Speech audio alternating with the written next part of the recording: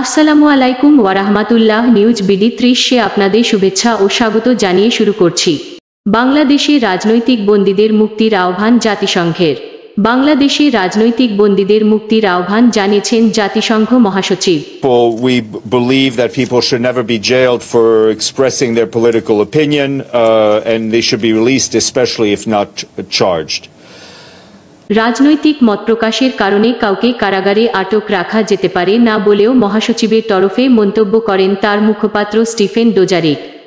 সোমবার জাতিসংঘের নিয়মিত ব্রিফিংয়ে বাংলাদেশের মানবাধিকার পরিস্থিতি নিয়ে জাতিসংঘের মানবাধিকার বিষয়ক বিশেষজ্ঞদের উদ্বেগ এবং কারাগারে আটক বিরোধী দলসমূহের হাজার হাজার নেতাকর্মীর প্রসঙ্গ উল্লেখ করে জাতিসংঘের স্থায়ী সংবাদদাতা মুশফিকুল ফজল আনসারি জানতে চান, বাংলাদেশে বিভিন্ন মামলায় কিংবা মামলা ব্যতীত আটক সকল রাজনৈতিক দলের কর্মীদের আন্তর্জাতিক আইন মেনে অবিলম্বে এবং নিঃশর্তভাবে মুক্তি দিতে সরকারকে জাতিসংঘের মানবাধিকার বিষয়ক বিশেষজ্ঞরা যে আহ্বান জানিয়েছেন সেই আহ্বানের সঙ্গে মহাসচিব কি একমত? আপনি জানেন যে প্রধান বিরোধী দল বিএনপির শীর্ষ নেতৃবৃন্দসহ 25,000-এরও বেশি রাজনৈতিক কর্মীদের আটক করে গত 7 জানুয়ারি একটি প্রতারণার নির্বাচন সম্পন্ন করে ক্ষমতাসীন শাসক দল।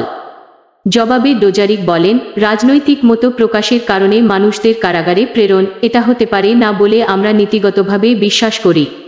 তিনি অনতিবিলম্বে আটককৃতদের মুক্তির আহ্বান জানান। উল্লেখ্য, গত 24 জানুয়ারি বাংলাদেশে আটক বিরোধী দলের 25,000 নেতাকর্মীকে অনতিবিলম্বে মুক্তির আহ্বান জানান জাতিসংঘের মানবাধিকার বিষয়ক বিশেষজ্ঞরা।